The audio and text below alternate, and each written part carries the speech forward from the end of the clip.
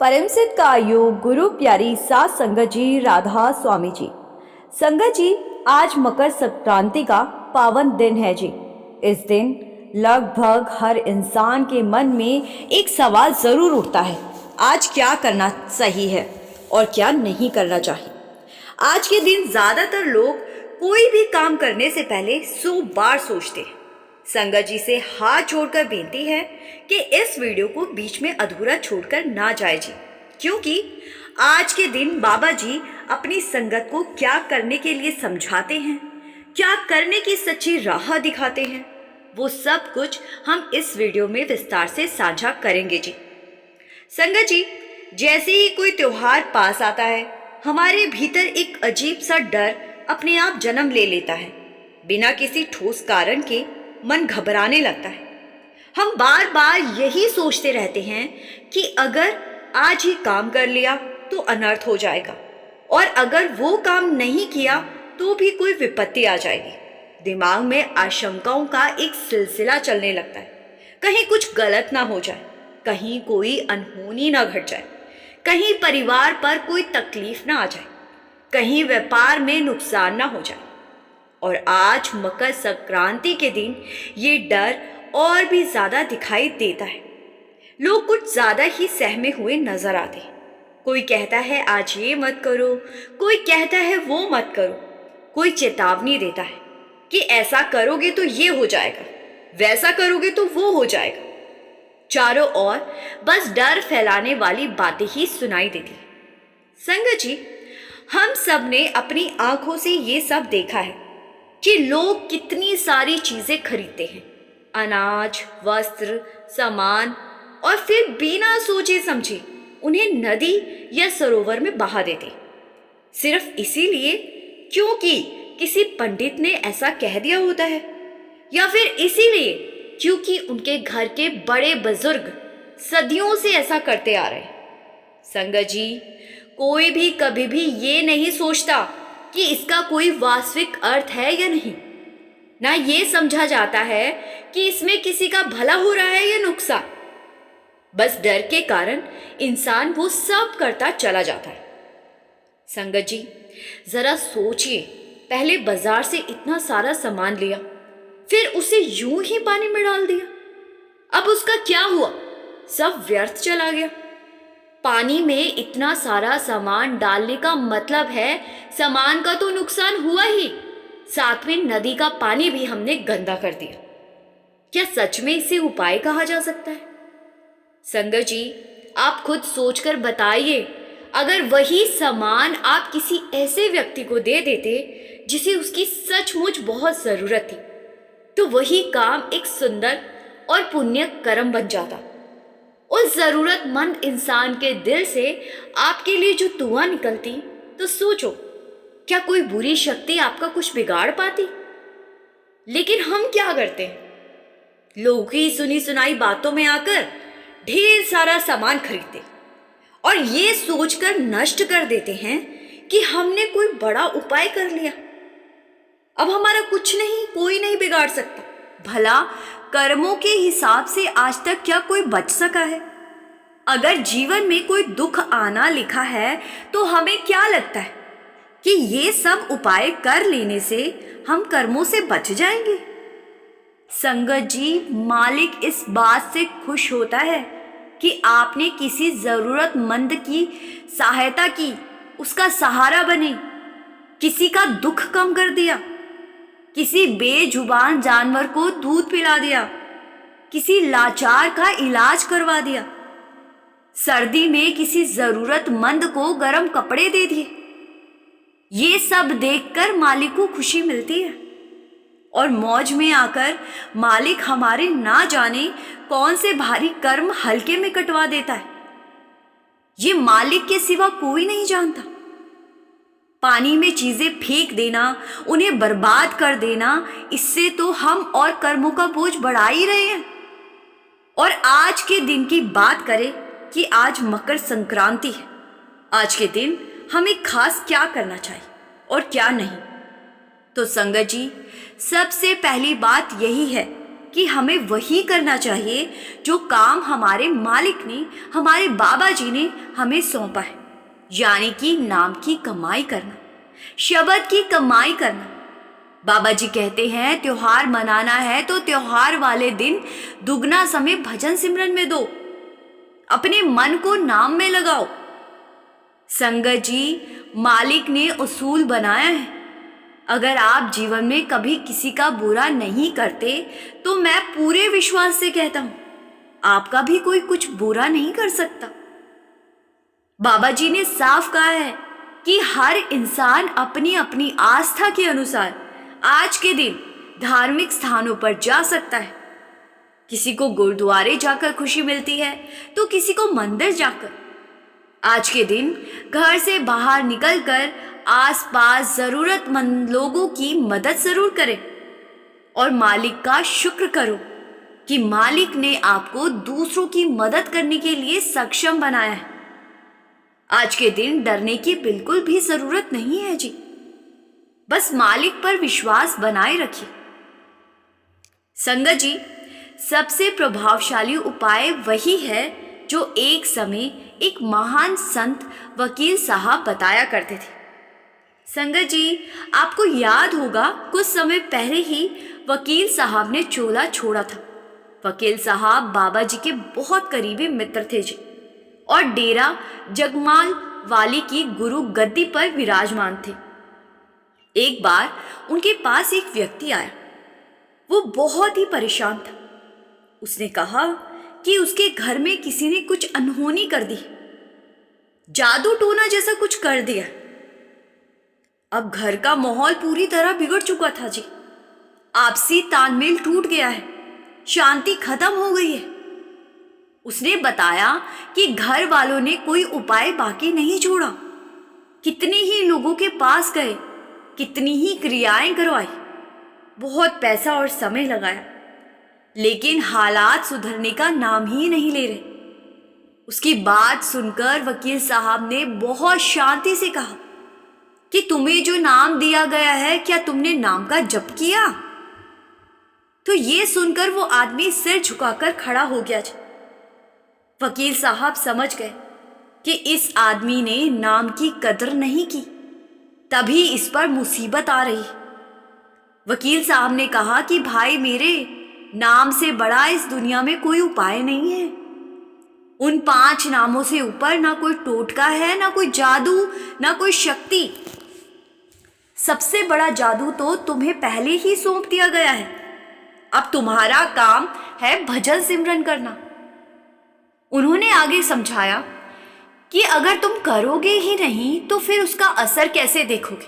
सोचो, अगर कोई आदमी एक खेत खरीद ले और ये सोच ले कि 6 महीने बाद अपने आप उस खेत में फसल हो जाए, तो क्या ये संभव है? फसल के लिए तो दिन रात मेहनत करनी पड़ेगी, तब जाकर फसल खड़ी होगी। संगत जी, यही सिद्धांत नामदान पर भी पूरी तरह लागू होता है। अगर किसी ने मालिक से नाम तो ले लिया, लेकिन उसका सिमरन नहीं किया, ना भजन अभ्यास किया, तो भीतर वो शक्ति आएगी कहां से? नाम अपने आप में एक बीज है, मगर उस बीज को सींचने का काम तो हमें ही करना पड़ेगा ना। बिना मेहनत के, बिना अभ्यास के वो बीज अंकुरित नहीं होता। वकील साहब ने उस भाई को आगे बहुत ही सरल शब्दों में समझाया कि जो इंसान सच्चे मन से नाम का सहारा ले लेता है, फिर दुनिया की कोई भी नकारात्मक शक्ति, चाहे वो जादू टोना हो या कोई और बुरी विद्या, उसका कुछ नहीं बिगाड़ सकती। नाम का सहारा इंसान को भीतर से इतना मजबूत कर देता है कि डर अपने आप खत्म हो जाता है। संगत जी, अब हम आपको एक ऐसी सच्ची घटना सुनाने जा रहे हैं जिसमें नाम के सहारे ने मकर संक्रांति के ही दिन एक नव विवाहित जोड़े को एक अघोरी साधु के काले जादू से सुरक्षित रखा। आइए इस सच्चे प्रसंग को ध्यान से सुनिए जी। सासंगत जी, बात है एक सत्संगी परिवार की जी।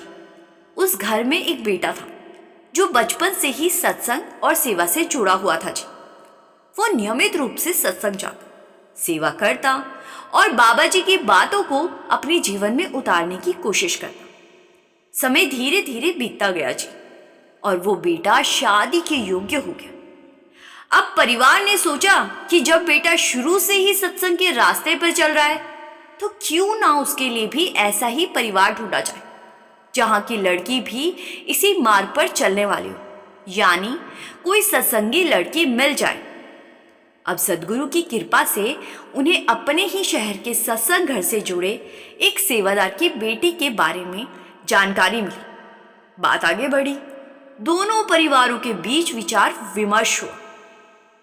जब सब कुछ सही लगा, दोनों परिवारों की सोच मिली और जब दोनों ओर से सहमति बन गई तो बिना किसी दिखावे के बहुत ही सादे और प्रेमपूर्ण ढंग से विवाह संपन्न कर दिया गया। वो लड़की भी बाबा जी में गहरी श्रद्धा रखती थी और नियमित रूप से सत्संग में जाया करती थी। शादी के कुछ समय बाद पति पत्नी दोनों ने मिलकर नामदान ले लिया। लगभग 2 साल बाद लड़की की नौकरी की बदली किसी दूसरे शहर में हो गई। वो अपनी पत्नी को साथ लेकर उस नए शहर में रहने चला गया। वो शहर थोड़ा पिछड़ा हुआ था और वहां जादू टोना तंत्र मंत्र जैसी बातों को आमतौर पर सच माना जाता था। संगत जी, हमारे देश भारत में आज भी ऐसे कई स्थान हैं जहां इन बातों को बहुत महत्व दिया जाता है। जब दोनों उस शहर में बस गए तो जिस गली मोहल्ले में उनका घर था वहां योगियों और तांत्रिकों का आना जाना लगा रहता था। अब ये लोग अक्सर लोगों के दरवाजे पर आकर कुछ ना कुछ मांगते रहते थे। शुरुआत में जब वो लोग उनके घर आने लगे तो लड़की की पत्नी कभी कभी उन्हें खाना खिला देती, कभी कुछ दे देती, सिर्फ इंसानियत के भाव से। लेकिन जब ये बात लड़के को पता चली तो उसने अपनी पत्नी से प्यार और समझदारी से कहा कि ये तरीका ठीक नहीं है। अगर हम ऐसे ही हर आने वाले को देते रहे तो ये सिलसिला रोज का बन जाएगा। हम हर दिन ये सब कैसे निभा पाए। उसने पत्नी को समझाया कि आगे से अगर कोई आए तो विनम्रता के साथ हाथ जोड़ देना और उनसे कह देना कि आगे चले जाए। साथ संगत जी, पत्नी ने उसकी बात मान ली। उसके बाद जब कुछ योगी और तांत्रिक उनके घर मांगने के लिए आए तो उसने शांति से हाथ जोड़ दी और नम्र शब्दों में कह दिया, कृपया आगे चले जाएं। एक दिन मकर संक्रांति का दिन था और उस दिन वो लड़का खुद घर पर मौजूद था। उसी दिन कुछ मांगने वाले फिर आए और उसने भी साफ शब्दों में उनसे कह दिया कि यहां मत आइए, बाबा आप आगे चले जाइए। वो लोग तो वहां से चले गए, लेकिन थोड़ी देर बाद वही कुख्यात और वहां उस इलाके का सबसे प्रसिद्ध तांत्रिक वहां आ पहुंचा, जो जोरदार डराने वाली पुकार के लिए जाना जाता था। उसकी आवाज सुनते ही आसपास के लोग घबरा जाते थे और डर के मारे उसे दान दे दिया करते थे। अब जब वो उस जोड़े के घर के सामने पहुंचा और ऊंची आवाज में पुकार लगाने लगा तो लड़के की पत्नी बाहर आई।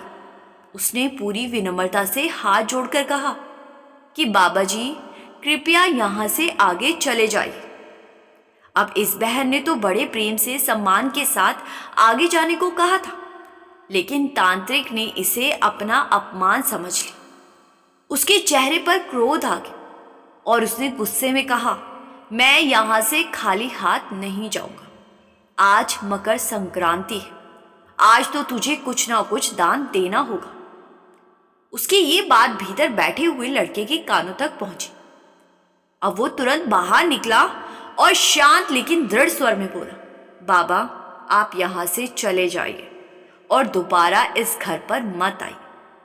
हम रोज रोज किसी को दान नहीं दे सकते और हम सत्संगी लोग हैं, हमारे लिए तो हर दिन ही त्योहार है।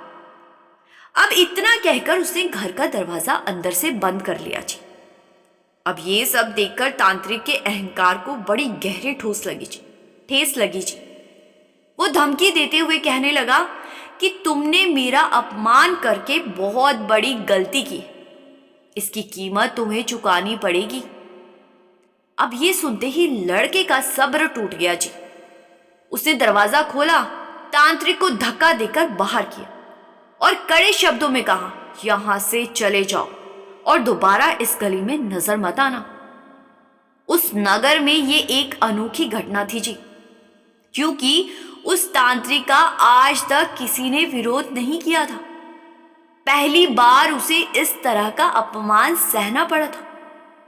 देखते ही देखते ये बात पूरे मोहल्ले और आसपास के इलाकों में फैल गई थी कि नए आए उस जोड़े ने तांत्रिक को घर से भगा दिया। इससे उसका अहंकार और भी आहत हो गया जी। उसका दिल जल उठा। उस वक्त तो वो वहां से चला गया, लेकिन जाते जाते मन ही मन उसने ठान लिया कि वो इस अपमान का बदला लेकर ही रहेगा। उसने निश्चय कर लिया कि वो अपनी काली विद्या के जरिए उस लड़के को नुकसान पहुंचाएगा। उस तांत्रिक को अब इस अपमान के बाद रात को नींद नहीं आती थी। उसने बदला लेने के लिए अपने तंत्र मंत्र और सिद्ध शक्तियों का प्रयोग शुरू कर दिया। वो अपनी सारी सिद्धियां उस लड़के के पीछे लगा देता ताकि उसे किसी ना किसी तरह हानि पहुंचाई जा सके। लेकिन हर बार अजीब बात यह होती कि उसकी सारी शक्तियां लौटकर उसी के पास वापस आ जाती। उसका कोई भी प्रयोग सफल नहीं हो पा रहा था। अब यही बात उसे भीतर से झकझोर रही थी। वो हैरान होकर सोचने लगा कि ये कैसे संभव है, मेरा किया हुआ काम विफल कैसे हो सकता है। आज तक मेरा हर तंत्र सफल हुआ है, मेरा काला जादू कभी खाली नहीं गया। अब इसी वजह से तो इस गांव में मेरी इतनी प्रतिष्ठा है, लोग मेरा इतना मान सम्मान करते हैं। फिर आज ये सब क्यों हो रहा है। अब तांत्रिक ने एक बार फिर अपनी विद्या आजमाने का प्रयास किया जी, लेकिन इस बार भी उसे असफलता ही हाथ लगी। जब बार बार कोशिश करने के बाद भी कोई परिणाम नहीं निकला तो उसने गहराई से सोचने का निश्चय किया कि आखिर ऐसा हो क्यों रहा है। खोजबीन करते करते उसे ये आभास हो गया कि उस लड़के के ऊपर किसी बहुत बड़ी दिव्य शक्ति की छाया है। अब उसे ये बात साफ समझ में आ गई कि जब तक वो शक्ति उस लड़के के साथ खड़ी है तब तक वो उसका कुछ भी नुकसान नहीं कर सकती, उसका बाल भी बांका नहीं कर सकती।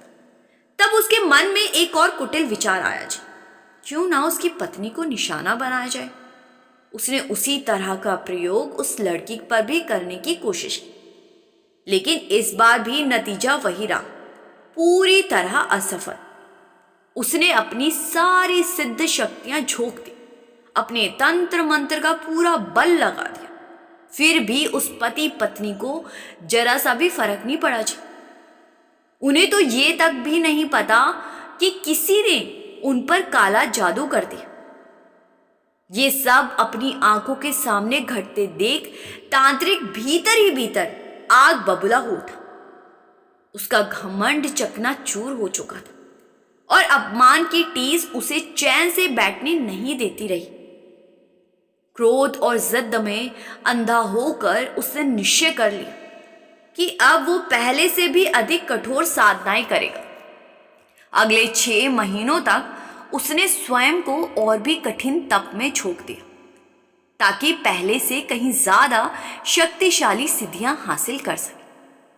अब उसके मन में एक ही हट बैठ गई कि अगर इस बार उसका प्रयोग सफल हो गया तो उस पति पत्नी का बच पाना असंभव होगा, उनका अंत निश्चित होगा। लेकिन संगत जी, जिनके सिर पर स्वयं सद्गुरु का हाथ होता है उनका काल भी कुछ नहीं बिगाड़ सकता। तांत्रिक का ये अंतिम और सबसे प्रबल प्रयास भी पूरी तरह असफल रहा। तब उसे साफ साफ समझ में आ गया कि वो उस जोड़े का बाल भी बांका नहीं कर सकता। आखिरकार उसे अपनी पराजय स्वीकार करनी पड़ी। टूटा हुआ अहंकार, थका हुआ मन और हारी हुई सोच लेकर उसने उस नगर को हमेशा के लिए छोड़ दिया, अलविदा कह दिया। उधर उस पति पत्नी को इन सारी घटनाओं की जरा सी भी जानकारी नहीं थी। उन्हें इस बात का आभास तक नहीं था कि किसी ने उन पर कितनी बार काला जादू करने की कोशिश की थी। बाद में जब उस तांत्रिक के ही एक चेले ने सच्चाई उनके सामने रखी और पूरी कहानी सुनाई, तब उन्हें पता चला कि कैसे उसकी सारी शक्तियां एक एक करके निष्फल होती चली गई। ये सब सुनते ही दोनों की आंखें नम हो गई। उनका हृदय कृतज्ञता से भर उठा। उन्होंने पूरे मन और सच्ची श्रद्धा के साथ बाबा जी का धन्यवाद किया और उस अदृश्य कृपा के आगे नतमस्तक हो गए, जिसने हर संकट से, हर विपत्ति से, हर अनदेखे खतरे से उनकी रक्षा की थी। संगत जी, अब हम आपको तंत्र विद्या से जुड़ी एक और सच्ची घटना सुनाते हैं जी। जब एक गैर सत्संगी बीवी को बाबा जी ने भूत प्रेत की बाधा से बाहर निकाला था। इस बीवी को रात के टाइम कोई चीज डराती थी और इस बीवी और पूरे परिवार को आसमान में घड़े उड़ते हुए दिखाई देते थे। अब उस बीवी को ये परेशानी पिछले 12-13 सालों से चल रही थी। हालात ऐसे हो चुके थे कि उसे नींद से ही डर लगने लगा था। वो बार बार कहती थी कि मैं सोने नहीं जाऊंगी, मुझे बहुत भय लगता है। वजह ये थी कि जैसे ही वो सोने की अवस्था में जाती, उसे नींद में एक अजीब सा अनुभव होता, मानो कोई इसके शरीर को जकड़ रहा, उसे बांध रहा। अब ये एहसास होते ही वो घबरा जाती और जोर जोर से चीखने लगती। उसकी हालात देखकर घर वाले भी बुरी तरह डर जाते। कई कई रातें ऐसी बीतती जब पूरा परिवार जागता रहता। किसी को समझ ही नहीं आता कि ये सब क्यों हो रहा है। स्थिति यहीं तक सीमित नहीं थी जी। उनके घर में लगभग रोज ही एक और अजीब घटना होने लगी। आसमान से जैसे कोई जलता हुआ घड़ा गिराता, कभी घर की छत पर तो कभी आंगन। उस दृश्य को देखते ही वो स्त्री घबरा कर चिल्लाने लगी। अब घर वाले उसे ढांढस बंधाते और कहते, चिंता मत करो, सुबह किसी समझदार इंसान के पास चलेंगे। अब उस परिवार ने शायद ही कोई बाबा या तांत्रिक छोड़ा हो। बड़े बड़े नामी लोगों के पास गए, लेकिन कोई भी उन्हें इस पीड़ा से मुक्त नहीं कर सका। अब धीरे धीरे ये सब उनकी दिनचर्या का हिस्सा बन गया। जैसे ही रात होती और उस स्त्री को कष्ट शुरू होता, अब अगली सुबह पूरा परिवार उसे लेकर किसी ना किसी तांत्रिक या साधु के पास पहुंच जाता। मगर हर बार नतीजा वही, कोई फर्क नहीं पड़ता। आखिरकार उस परिवार ने मन ही मन ये मान लिया कि अब शायद यही उनका जीवन है। इसी तरह दिन बीतते गए, महीने गुजरते गए और सालों ने भी यही कहानी दोहराई। एक दिन उस बीवी ने बड़े ही टूटे हुए मन से कहा, मुझे नहीं पता कि मैं ऐसे हालात में और कितना जी पाऊंगी। बस एक इच्छा है, अपनी बेटी की शादी देख लूं। अगर उसकी शादी हो गई तो उसके बाद अगर मैं चली भी गई तो कोई अफसोस नहीं रहेगा। उसकी बात सुनकर घर वालों ने आपस में सलाह की और कहा कि बेटा अब जवान हो गया है, क्यों ना उसकी शादी कर दी जाए। परिवार ने एक अच्छे घर की लड़की देखी और रिश्ता तय कर दिया जी। लेकिन उस बीवी और उसके परिवार के मन में एक डर लगातार बना रहता था कि मेरे होने वाली बहू ये सब देखकर क्या सोचेगी। इस घर में जो अजीब अजीब घटनाएं होती है, उन्हें देखकर वो क्या महसूस करेगी। अब ये सब कुछ इन लोगों ने शादी से पहले लड़की वालों से छुपा लिया था, क्योंकि ऐसी बातें अक्सर इंसान छुपाकर ही चलता है, वरना लोग उन्हें पागल कहने लगते। अब कुछ समय बाद शादी हो गई जी और बहू घर आ गई। नई बहू एक सत्संगी परिवार से थी। वो नाम सिमरन को पूरा समय देती थी और उसका जीवन भजन सिमरन में रचा बसा हुआ था। एक रात ऐसा हुआ कि बहू गहरी नींद में सो रही थी कि अचानक घर के भीतर से तेज चीख पुकार की आवाजें आने लगी और उसी शोर से उसकी नींद टूट गई। घबराकर वो उठी तो देखा कि पूरा परिवार बाहर आंगन में जमा है और मम्मी जी जोर जोर से चिल्ला रही।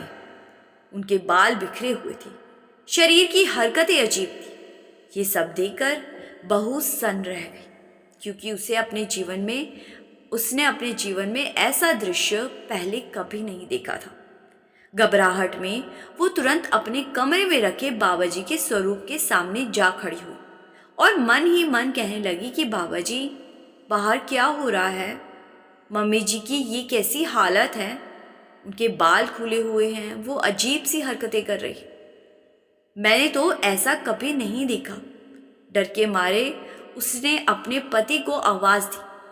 अब जैसे ही पति पास आया, वो कांपती आवाज में कहने लगी, ये सब क्या हो रहा है? मम्मी जी की तबीयत तो ठीक है। पति ने बात टालते हुए कहा, कुछ नहीं, तुम जाकर सो जाओ। लेकिन बहू का मन मानने को तैयार नहीं था। वो बार बार पूछने आ रही थी, मुझे सच सच बताओ, ये सब क्या है? तब पति ने कहा, मम्मी जी, पर कई सालों से भूत प्रेत की बाधा है। तुम चिंता मत करो, सुबह तक अपने आप ठीक हो जाती। अब ये सुनकर बहू ने सहज भाव से कहा, अगर ऐसा है तो आप पाठ करो, सिमरन करो, नाम लेने से तो सब ठीक हो जाता है। पति के थके हुए स्वर में जवाब दिया कि हमने कौन सा बाबा या तांत्रिक छोड़ा है, सब कर लिया। तुम चिंता मत करो और जाकर सो जाओ। वो भारी मन से अपने कमरे में लौट गई थी और लौटने की कोशिश करने लगी, लेकिन थोड़ी ही देर में फिर वही डरावनी चीख सुनाई थी और उसकी नींद फिर से टूट गई। अब जैसे ही वो उठी, उसने देखा कि सब लोग अभी तक बाहर बैठे हैं कि तभी उसकी नज़र सामने पड़ी वही जलते हुए घड़े और उसके सामने आ गया। उसे देखकर वो भी पूरी तरह से घबरा गई थी। वो घड़ा आंगन में आकर गिर पड़ा। अब जैसे ही वो जमीन पर गिरा, बहू के मुंह से भी तेज चीख निकल गई। उसकी चीख सुनकर पूरा परिवार उसकी ओर देखने लगा। वो कांपती हुई बोली, मुझे कुछ नहीं हुआ है, लेकिन मैंने ऐसा पहले कभी नहीं देखा। ये क्या चीज़ है? आपके घर में ये सब क्या हो रहा है? तब घर वालों ने कहा कि बेटा, तुम तो आज पहली बार देख रही हो। हमने ये सब झेलते हुए 15-20 साल हो गए। हमने कोई जगह नहीं छोड़ी, कोई तांत्रिक नहीं छोड़ा, कोई बाबा नहीं छोड़ा। जहाँ जहाँ किसी ने कहा वहाँ वहाँ गए, जो जो उपाय बताए गए सब किए, लेकिन कभी कोई फर्क नहीं पड़ा। उन बातों को सुनते ही उस लड़की की आंखें भर आई थी। दिल भीतर से पिघल गया। वो चुपचाप अपने बाबा जी को याद करते हुए मन ही मन अरदास करने लगी। कुछ पल बाद उसने हिम्मत जुटाई और पूरे परिवार से कहने लगी कि आप लोगों ने हर संभव उपाय कर लिया है। अब एक बार मेरी बात मान लीजिए और वही कीजिए जो मैं कह रही हूँ। परिवार वाले कहने लगे कि बेटा, जो तुम कहोगी हम वही करेंगे। तभी बहू ने कहा कि मम्मी जी, जो बाबा जी की तस्वीर मैं अपने साथ लाई हूँ और जो इन समय मेरे कमरे में लगी हुई है, कृपया उसे आंगन में स्थापित कर दीजिए। और जो प्रसाद मैं लेकर आई हूँ, उसे पूरा परिवार एक साथ मिलकर ग्रहण कर ले। मालिक जरूर कृपा करेगा और ये संकट अपने आप समाप्त हो जाएगा। अब ये सुनते ही घर के लोग हैरान रह गए। वो कहने लगे कि बेटा, तुम कैसी बातें कर रही हो? क्या इतना आसान भी कभी कोई समाधान होता है?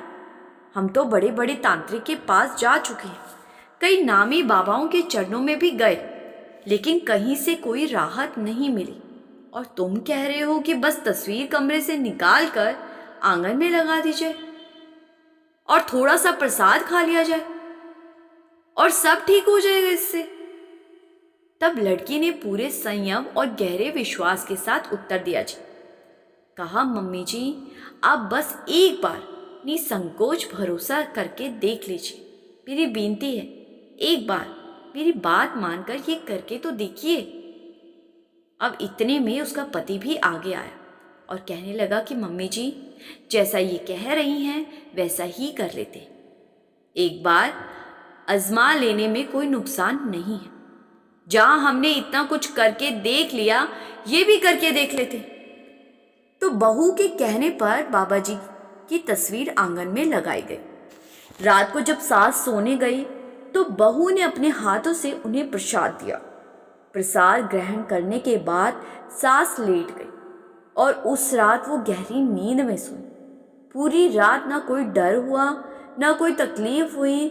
सुबह होते हुए ही जैसे ही उनकी आंखें खुली, वो आश्चर्य से कहने लगी, आज तो मैं बिल्कुल ठीक महसूस कर रही हूँ। ये सुनकर बहू ने प्रेम से कहा कि मम्मी जी मैंने आपसे कहा था ना कि अब हमारे घर से सारी परेशानियां दूर हो जाएगी। आप रोज ऐसे ही प्रसाद खाकर सोया करें। अगली रात फिर बहू ने अपनी सास को प्रसाद दिया। उन्होंने 2 दाने लिए और चैन से सो गई। पूरी रात उन्हें कोई डर नहीं हुआ, कोई तकलीफ नहीं आई। लेकिन जब सुबह करीब 4 बजे सास की नींद खोली तो उन्होंने वही दृश्य फिर देखा। वो जलता हुआ घड़ा, घबरा कर वो फिर जोर जोर से चिल्लाने लगी और पूरा परिवार एक बार फिर इकट्ठा हो गया। अब जैसे ही वो घड़ा आसपास से उनके घर की ओर आने लगा, अचानक एक चमत्कार हुआ। वो घड़ा हवा में ही रुक गया, वहीं लटका रह गया, नीचे गिरा ही नहीं। ये दृश्य देखकर घर के सभी लोग सन्न रह गए। वो एक दूसरे को देखकर कहने लगे, इतने सालों से ये घड़ा रोज हमारे घर में गिरता रहा, लेकिन आज ये नीचे क्यों नहीं आ रहा। तभी बहू ने शांत स्वर में कहा कि ये हमारे मालिक की कृपा है, ये उनके नाम का चमत्कार है। अब ये सुनते ही सास की आंखों से आंसू बहने लगे। उन्होंने बाबा जी की तस्वीर की ओर देखकर कहा कि बेटा धन्य है, धन्य है ये गुरु, कितनी अपार शक्ति है इनमें। इस मालिक में 12-13 सालों से मैं जिस पीड़ा से जूझ रही थी, किसी उपाय से आराम नहीं मिला और आज बस एक प्रसाद और एक तस्वीर ने हमारे पूरे घर की दशा ही बदल दी। ये सुनकर, ये देखकर परिवार के बाकी लोग भी भावुक हो गए। उन्होंने बहू से कहा कि बेटी हमें भी अपने बाबा जी के पास ले चलो, वे कहाँ रहते हैं। बहू ने कहा कि हमारे बाबा जी ब्यास में रहते हैं, अगले महीने वहाँ सत्संग है, हम सब मिलकर चलेंगे, सत्संग सुनेंगे और दर्शन करेंगे। अब उस परिवार का भरोसा इतना दृढ़ हो गया था कि वे 1 महीने तक प्रतीक्षा करने के लिए भी तैयार नहीं थे। इसी विश्वास के साथ बहू पूरे परिवार को अपने शहर के सत्संग घर लेकर गई। वहां सबने मिलकर सत्संग सुना और मन को शांति मिली। इसके बाद अगले ही महीने पूरा परिवार ब्यास पहुंचा। सभी ने श्रद्धा और भाव से सत्संग में भाग लिया। बाबा जी के चरणों में हाथ जोड़कर हृदय से धन्यवाद किया, लंगर का प्रसाद ग्रहण किया। आज ये परिवार अपने आप में पूरा सुख शांति के साथ रह रहा है और जीवन को प्रेम, संतोष और संतुलन के साथ जी रहे और ज्यादातर सदस्य सेवादार बन चुके।